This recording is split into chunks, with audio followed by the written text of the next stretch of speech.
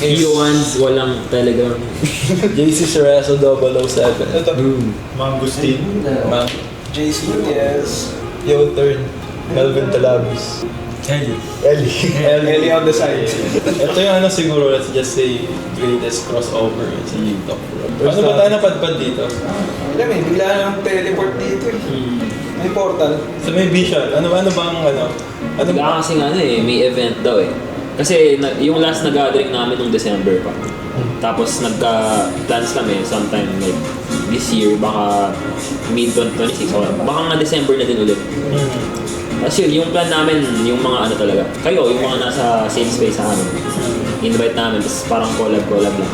Tapos yan, dito na tayo ngayon. Pero ito bro, initial reaction. Kasi nakita ko ARC kayo din. So, in-expect ko talaga nag-reach out kayo in behalf. Kasi ang utak ko pag ARC na kayo. ARC. Last name ko kasi yun eh. Arcega, so ARC din ako. See? So, doon ako tapos, solid itong mga to. Tapos nag-chat sila dyan. Kasi sinabi niya yung dadating kayo. Si Auspes, yan. Gio. So di ka kapag hindi sila Hindi naman. Maingat ako sa bilang. Ito kasi yung reality bro sa branding. And I definitely makaka-relate kayo. Handpick lang yung mga gusto kong nakikita ko sa friend ko sa video. Kasi ayoko ma-associate. Right? Ayun, maingat ako sa branding. Kaya the mere fact na shoutout ko kayo niya sa content. Yun yung mga parang association. Mahirap kasi ma-put tayo sa ibang... Malaki din yung part ng association sa views sa'yo ng mga tao. Like for example, ikaw, ka-network mo sila kung. So, ma-associate ka sa mga tao na nasa nandun na sa taas kahit nag-i-start ka pa lang. Yeah. And sa mga aspiring creator din, dapat, buti nga ako bro, I learned it earlier. Kasi, wala akong alam sa branding, wala akong alam sa market sales kaya ako. So, nagre-research it. Kaya yung mga nauna na, pinapanood ko kayo na paano sa branding. Tapos may friend kasi ako na branding strategist din. Yung sasabi niya sa paano ba yung branding in the simplest form. Kasi ayoko ng magulong topic. Sabi niya, pag branding bro, pairing. Yan lang, prepare yung dalawang tao, gano'n. Tapos yun. So it's all about association. So winard ko yung sa personal brand ko to the point na gusto ko mapansin ako ng mga tao na yun. Kaya dodating ka point, may mga sikat na nag-PM sa akin, frame, tas kayo. Yung mga nanonood ngayon, pag sa personal brand, make sure na kung gagawa kayo ng brand, think through talaga sa una. Pero kung wala ka pang plan, potential. Kuha mo na ng content. Pero ang ang naobserbahan ko recently sa mga creators, sa mga sikat, may mga conversations akong na-converse. Tapos sabi nila, minsan may mga sumisikat sa way na ayaw nila. Magandang area ng topic kung may dito. Diba? So, ayan. So, yun na lang yung first question natin. Ginawa mo siya ba intentionally sa paggawa mo ng brand or it just comes out naturally? Yung sa akin, yung case ko, intentional talaga yun. Kasi yung personal brand ko nun more on, sa umpisa, documentation. So gusto ko lang kasi dati nanonood talaga ako ng content nila. So special, si JC. Gusto ko rin kasi replicate yung ganun. Sila Ellie, nag-join ako sa community nila. Tapos, yun, nag-document lang ako kung ano yung ginagawa ko. Yung mga TikTok affiliate, YouTube automation, rock clipping. Tapos, nagkaroon na akong magandang results sa WOP, tapos TikTok affiliate. Pero mostly sa WOP talaga. Tapos, tinuturuan ko nun yung mga friends ko for free. Kasi gusto ko rin makita nila na merong gumagana na ganito. And parang possible kasi 'di ba yung mindset kasi ng mga tao na mga online side kasi baka scam lang or hindi sila gumagana or parang may parang may catch. May catch. Kumbaga parang yung pera mo mapupunta sa pera nila. 5K mo doon. 1K yun yung diba kasi may bad reputation din kasi talaga yung especially sa Philippines yung hindi ako magsabi ng hindi. But they already know yung mga nanonood. Tapos, yung WOP clipping talaga, dun ako nagkaroon ng solid results. Tapos, si Ellie nakakausap ko na nun. Pinapagawa niya ako ng personal brand video. So, ginaya ko lang yung niya. Is it possible? Oo, yung is it possible. The meta bro. Sigat yun. In-edit ko yun, mga 4 hours ata. Kasi gusto ko talagang parang maganda yung pacing. Basta yung storytelling. Yun yung siguro isa sa major na best skills ko is storytelling. Magaling akong mag-tell ng stories based on visuals. Tapos nakuha ko yung overall na emotion ng viewer. So starting doon, nag-blow up yung video. Well, not really blow up, but since beginner pa lang nun, sobrang laki na sana like 50k views in like 1 week sa personal brand ko. Tapos marami na nagtatanong ng paano, how. So para na-attract. May demand na, kumbaga. Tapos wala pa ako na nakita na nag-o-offer ng guide or kahit anong tutorial lang for clipping. So yun, naisipan ko, gumawa ako. Actually, hindi pa ako gumawa ng guide. Tinuturuan ko lang talaga yung mga closest friends ko kasi gusto ko, kapag nagturo na ako, working talaga siya. Yeah. So, after like 2 to 3 months, meron akong mga solid testimonials from my friends na mga classmates ko lang, tinuruan ko sila web clipping, nakapag-earn sila ng 1K USD na total. Dalawa yun magkaklase sila. Tapos, from there, yun na, ginawa ko siyang testimonial. Gumawa ako ng offer. Tapos, based from starting na doon na yung personal brand ko, talagang web clipping na yung pinaka-focus ko. Tapos ngayon, nagsiscale na ako just from web clipping to short form content marketing in general. So, yun na. Gabal yun. Siyempre, mamaya ako, ikaw muna. Special guest. Kaya ko fan niya ako. Hindi bro, Iya, ba? with all humility, fan niyo ako talaga naman. Legit. Hindi sabi ko, alam mo ba bro, konti kwento lang. 2020. Basta si Hospi talaga yung era na nung pandemic. Puro mukha niya. Ulo mo nga ako. Di ba? Hindi, na lang eh. Daily. Grabe kasi yung volume mo. So, bago din kasi yung bringing mo sa table. Interesting kasi, di ba, siya eh, kaya for me, pag ihimayin ko yung content style mo, ang content kasi, minsan kasi mahirap mag-build ng trust kapag nakikita na as if na gano'n. Right? Parang out of nowhere, mayaman ka gano'n. Yung sa kanya kasi, parang pinakita mo dinocument mo yung process, parang may mga tao kasi hindi into that, pero may mga tao kasi mga katulad mag-start na inspired doon. So, isa ako sa na-inspired doon. Seryoso. Tapos, seryoso. Tapos, eto, since freelancer ako nang nag-start na, kita ko to. Nagko-comment pa ako sa kanya. Alam mo bro, isang funny sa content style niya. Na content ni Mangustin. Hindi pa Mangustin pangalan mo nun eh. Di ba? Oo. Di ba hindi? Ano ang pangalan mo nun? Alam ko may una ka pang pangalan. Ayaw. Basta dato yung eh. Naalala ko yun. Ganun ako ka-fan mo nun bro. Tapos nagpapalitan pa tayo ng comments. Tapos yung sikat mong content ng anything na nag-i-stitch ka eh. Sorry. Yeah. Pero yung sa akin bro, kung ba nag-start, ito, ang year. Medyo, hindi na ako bago sa game ng content creation. Pero kasi sa akin, opposite. Ako yung nag-run sa contents ng ibang tao. May friend akong vlogger nun, ira pa nila, Jamil. Yan. Oo, ira nila. Wala. Di pa gano'ng sikat si Kong TV. May friend akong sikat. Tapos, vlogger sila, taga-province kami, like, north side, Ilocano. Yung mga norm kasi ang vlogging eh. Sa province. Dito kasi open tao. Pero pag sa province ka, pag vlogger ka, parang tinatawanan ka, parang may sakit. So, hindi totoo. Hindi. Uy, vlogger parang gano'n. So, gano'n yung parang treatment ko sa friend ko nung wala akong pakialam. Pero one time nung umuwi siya, men. Taka nakasibig siya FB. Kita niya sa vlogging, pera sa vlogging. Pero wala, hindi ako like kasi dancer ako nun yan. Sana, di ba? Gumagawa ng mga content ko noon. So, ayun. Na-expose ako sa content creation. May mga friend kong vlogger ng mga sikat. Like, parang normal lang sa makamit ng mga sikat dati kasi sikat sila. Lalo na nun, very intact yung mga content creators nun eh. Hira nila, pangalan nun, yung sila, Bossing, Boss Kila, yung mga ganun. Alam mo yan, sila, tapos mga Filipino Vines, gano'n nakaluma yung sa akin. Tapos napadpad ako sa sa cars. Nagra-run kami ng page dati. Tapos after that, wala akong magawa. Nagko-content ako ng sasakyan ng vlog ako. May luma akong sasakyan na luma. Like 1970s gano'n. Binild ko, nag-fail. Wala akong pera nun eh. Hindi ko masustain.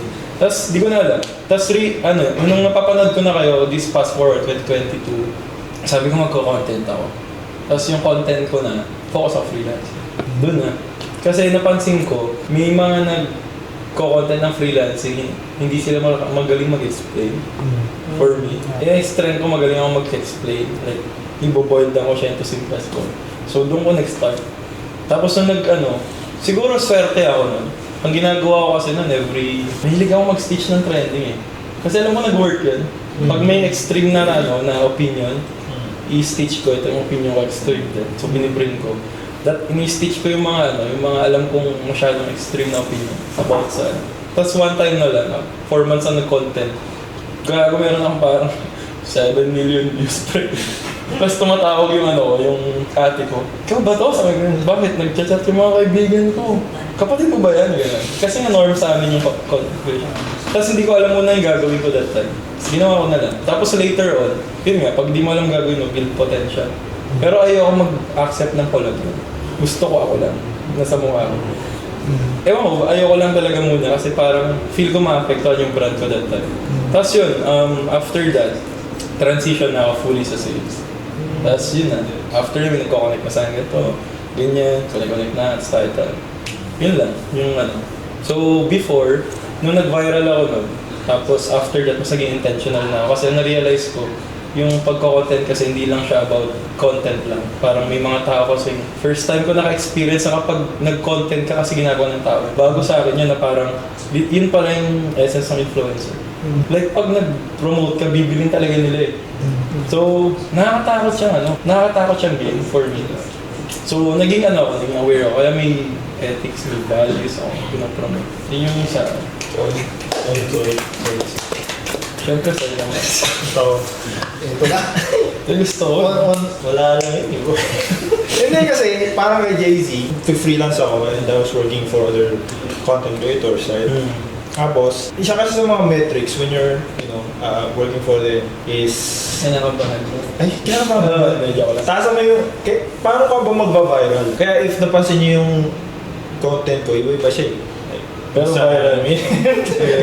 minsan dating, minsan money, minsan mugging.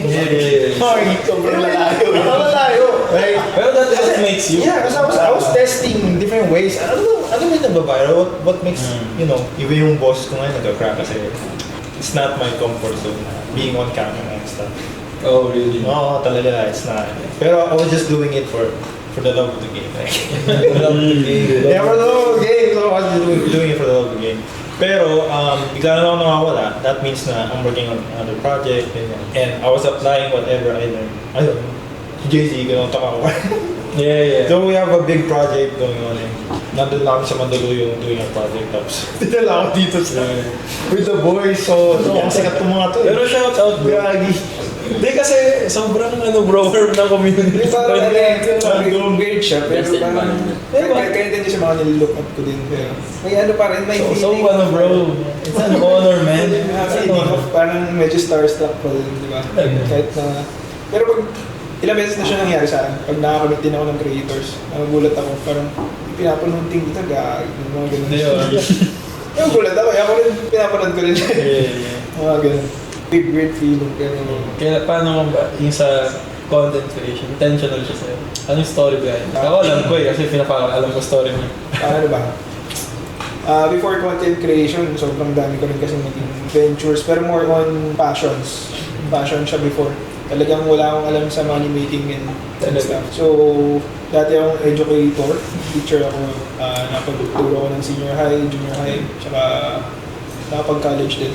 Masters din, nagsasabay ako nun eh. Dati kasi hindi ko alam eh, basta ang alam ko dati, which is yung na-inject sa atin na lessons, the more you work hard, the more money you get.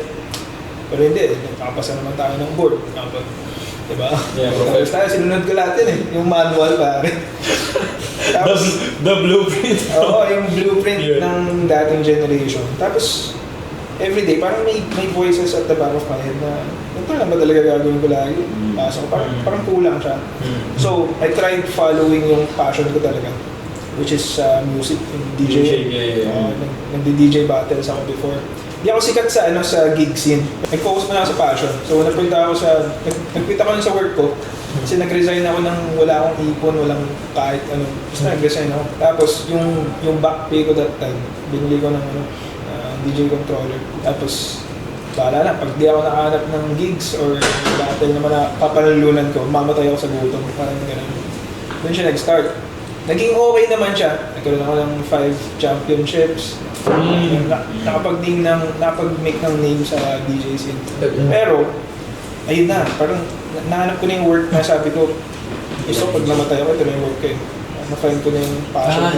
shit. Oo, hindi kayo talaga. Sobrang doon umikot yung mundo. Pero, there was a time na parang naubos yung residencies ko.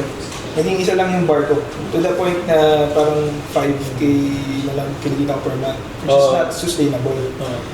So, medyo sobrang kailangan ko ng pera that time. Tapos, I think that's 2023. Out of desperation, sinearch ko sa YouTube how to make money this 2024. I think lahat naman. Doon na ako nagsimula na. Doon na lumabas sila Iman Gadzi, sila Alex Hermoso, sila, ayan. Tapos, doon, nag-avail ako ng courses, may mga na-scam ako. Pero, ayun, doon sa mga natutunan ko na yun, napunta muna ako sa freelancing side. Video editing, tapos agency. Doon ko na rin na-reach yung first 6 figures ko. Tapos, nagkaroon din ako ng mga clients na nagpo-personal brand. So, parang nag-grow ko ng personal brands dito. Nakita ko yung kitaan. So, Na gumagawa silang funnels, may digital product, yun. Sabi ko, ba't di lang akong gumawa ng sarili kong ganito? Dino-document lang din naman nila yung life nila. So, nag-start ako nun. Siguro intentional na rin. Matatawag. Pero that time kasi, nawala din yung mga clients ko nun sa agency. So parang from scratch talaga ako. Nawala yung clients ko sa agency. Umalis ako sa DJing ko. Tapos start from zero. So, sige nga, document ko lang kung ano mangyayari. And then, ayun na yun, yung day one. Day one ng Project 7 Figures. Hindi ko alam na makikilala ko si Jospe. Hindi ko alam na doon papunta yun. Basta document ko lang siya kung ano mangyayari sa buhay ko. Yun siya, parang gusto ko lang maging authentic ano yan. Pati kinikita ko, may gig, may sideline, ginajot down ko lahat yun. Pinapakita ko kasi hanggang sa, ayun na, nagbuo yung kakilala kami ni Aspet. Tayo muna nila Zerkin, diba? Starbucks, tapos parehas ng self-improvement, ganyan. Nabuo yung Project 50. Tapos, ano lang talaga yun, ang story nun, niyaya ko lang sila Aspet. Gusto ko lang ng accountability partner. Nakikita ko siya araw-araw eh. Kahit mali-mali yung spelling, pangit background, upload lang siya eh. Talaga, volume. Ako kasi since video editor dati, medyo perfectionism yung every 3 days, 4 days bago ako mag-upload ng day 2, day 3, gano'n. Parang peke siya, hindi siya talaga day 1, day 2, day 3, di ba? So, ang nangyari, sabi ko, kailangan ko ng accountability partner na magsasabi sa akin na Project 50 na, sabi ko. Nag-G naman sila. Tapos hanggang sa nagulat kami, nung kinokontent na namin yung mga unang Project 50, ang daming gustong sumabay. Doon na siya, doon na nabuo yung Project 50 hanggang sa naging The Art Project na siya. Kasi nga, yung Project 50 galing sa bro. With time, hawak niyo yung algorithm. That time, sobrang lakas. Hawak niyo yung TikTok Philippines nun. Lahat dito to, di ba? Yung Project ARs yung ingay nun. Lalo siya. Siya yung sumikat sa akin sa Project 50. Just day one Search mo yung Project 50 Youther. By Youters, ganyan. Pero ayun yung story nun, doon siya nagsimula. Tapos, nung dumadami na siya, parang nag-iisip na rin kami mag-e-coms, mag-merch na sana that time, diba? Pero ang Project 50 kasi galing sa ibang bansa. So, baka magkaroon ng technicalities. Sabi ko, kailangan natin mag-isip ng sarili natin brand. Doon na nabuo yung yung The Art Project. What art? Cheap price trade. Yes. Bro. ChatGPT. Kailangan maging art siya eh. Training art, villain art. Yes. Winter art. Winter art. Villain art. Yun. Wildcard. Everything is history na. Wildcard. Oh, magkakanik yung story. Ito na. Siyempre, wildcard natin. The GOAT. The GOAT. Season 2 eh. The GOAT. Siguro sa akin, A Kid with a Dream. Yung Top. yung start ng personal brand ko. Kasi ever since bata pa ako, gusto ko na talaga maging YouTuber. Yung like, watching PewDiePie, mga gaming videos. Gusto ko nga dati maging Minecraft streamer. Kasi yan talaga yung gusto kong gawin. Gumawa ng video and kumita through that. Doing what I love.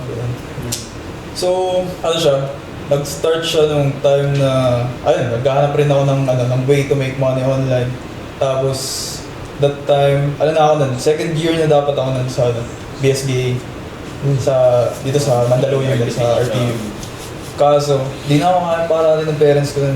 Tapos, ang sabi ko, gag-gap year muna ako, tapos hanap ako ng shit na, na kailangan mapag-aana. Para mas hanggang next year para makabalik ako ng pag-aaral. So, ang dami kong trinay, freelancing, tapos kung ano-anong course din yung sinalihan ko, na-scam ako. Tapos, writing ko. Hindi, parang mandatory siya eh. Mandatory siya.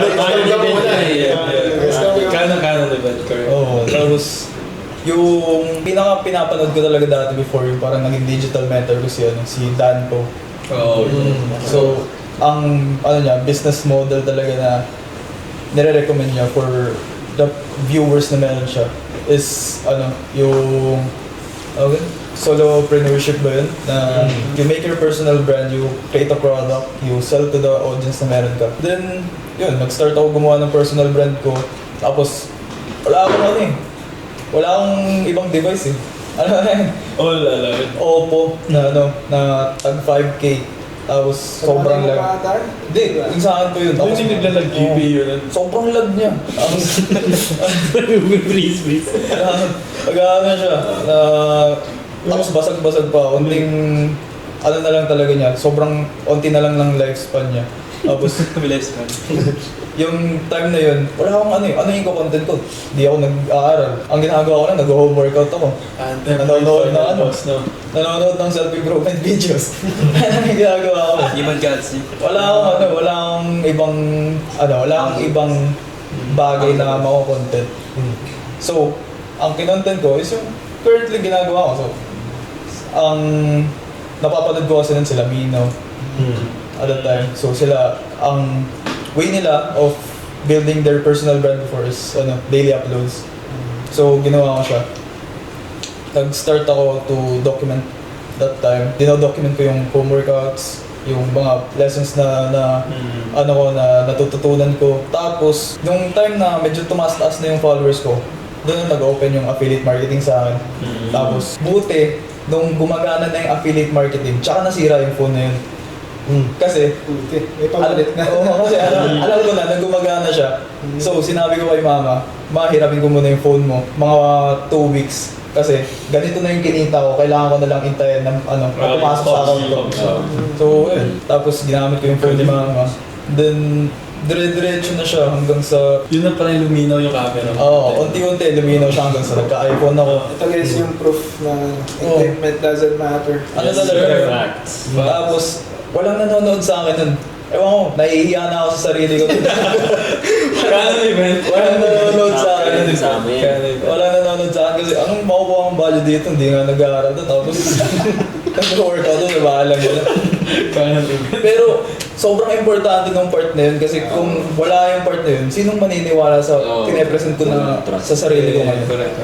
Kasi, sobrang ganda na social proof na napakita mo yung sarili mo from zero to where you are right now. And then, yun, tapos nagpunta ako ng Davao nun kasi at that time, kumikita na ako.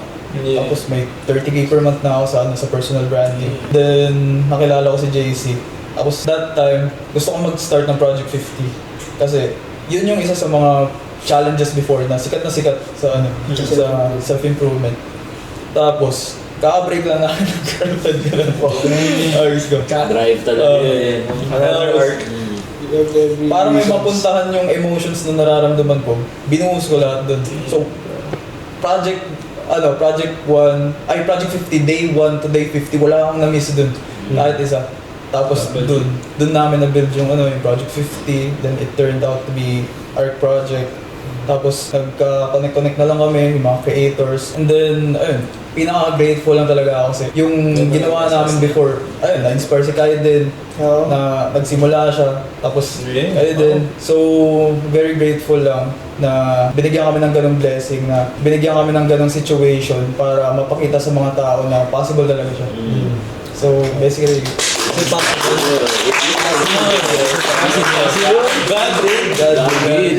Yung ginamit niya na SS na grateful. Alam ko na yun. It's about it. Ano bro? That's good, bro. Ano nga yung question? Sorry. Is it intentional ba binuild brand mo? Okay. Intentional ka ba binuild yung brand ko? Ang interesting nga kasi yung story niya, parang very similar. Like, you guys got into content creation as kind of like a way to document. Pero ako kasi at the time, when I started it talaga, alam ko na kung saan ko siya gusto dalhin. Kasi, strategy. Yeah. Kasi ang nangyari is, nag-start ako as, actually yung pinakauna, ang side hustle na tinry ko is YouTube automation. So very familiar si Kai din. Yung form ng pera doon is AdSense. Yeah. So kung ilan yung views mo, yun lang yung You get out of it. Ano nangyari? Tinry ko siya for ilang months. Wala akong nakuha pera doon. As in, dara-diretso ako post consistently. Eh, ang mahirap, long form pa pinasok ko. Instead na short form. So parang before ako makalabas ng isang video, isang linggo. Yeah, tagal. I-ideate, isa-script, gagawin ko pa. So, ang naging ilaw naman dun sa sa dulo nun is may nakakita ng channel ko, sabi na, bro, okay naman yung edits mo, maganda yung ideas mo. Work ka na lang para sa akin. So, ayun, nakahanap agad ako ng gig na nagana. Right, so, ginawa ko, nag-go into ako video edit. Eh, very quickly, habang nag-video editing ako, na-realize ko na ang bilis ng cap. Yung cap ko is like, if hindi ako nagtrabaho, walang papasok. Tapos, so sabi ko, how can I use video editing as a skill and go into a different market? So doon na ako natuto sa agency space, sa info space. Tinanong ko sa sarili ko, anong skills na need mong aralin para makapasok doon? So content strategy, funnels, lahat ng business strategy na involved when it comes to content. Tapos, of course, the best way to learn is actually do it yourself. And ang napansin ko din is like, funny enough, lahat ng content agency or most ng content agency is walang sariling personal brand. Yeah, so focus sila sa client na lang nila, grow ko na lang tayo, okay na yan. Pero sabi ko, hindi. Ito yung magiging unique selling point ko, even though I'm starting out. So ginamit ko lang yung skill of video editing ko. I went ahead and made my first few videos. But of course, hindi naman siya nag-boom. Actually, super tagal ng growth ko. Even though napapagana ko sa clients, typically kasi sila may ongoing following na. Eh, alam niyo kung gaano kadali mag-grow from 1K to 10K, di ba? Yeah, 10K you to already have 100. an existing. Exactly. Pero kung 0 to 100, 0 to 1K, one of the hardest. So, yun talaga yung post ka ng post, kaya nasabi ng host ko, parang walang nanonood sa'yo. Parang napapaisip ka, tutuloy ko pa ba ito? Wala naman nanonood eh. So, yun yung naging Pero of course, since nakita ko nga yung potential upside nito, and of course, if gusto mo naman yung ginagawa mo din, hindi siya magiging burnout sa'yo. Pwedeng mapagod, pero you wouldn't be burnt out. So, I kept building the brand, and alongside that, I kept building the business. Yeah. And ang napansin ko talaga, matagal bago maging efficient or maging effective for whatever you're trying to build. Pag pumasok ka and gusto mo ROI mo 3 months, ROI mo 6 months. Ang personal branding ang napansin ko is this is something that compounds for a very long time. Correct. Yeah. And if hindi ka for the long term, hindi ka tatagal talaga. Over time, as I built it, the higher I got and the better I got dun sa business, the better I got sa personal brand. Yung parang naging flywheel siya. Yeah. So, Connected siya. Naging connected yung dalawa. And ayun, over time, even though like, actually, compared sa inyo, napakaliit ng account ko. No, but again, Yeah. Like less than 1,000 followers out. Pero the reason I made it that way is because yung targeting ko specifically dun sa ideal client. Kaya magandang topic na. Mm. Ito magandang questions, bro. Sa inyo, sagutin ko sino bumauna. Kung naraman nyo gumagana, like the first breakthrough na content, ano naramdaman mo? Pero first video ko na nag-work, day 5 day Ilang views yun? nag 500k views agad siya. 300. Parang overnight lang. Yeah. 300k tapos 500k ganyan. Pero hindi naman siya yung parang content na I should be proud of. Yeah, I got it. Yeah. Gumagana siya. Gumagana siya. Gumagana yung mga structure and all. So what more pa kapag na-build ko na yung trust, yung leads. Kasi nga, medyo intentional na rin. Galing na ako sa agency space before bago pa nag-content. So, ayun, medyo para sa akin, possible to mag-work.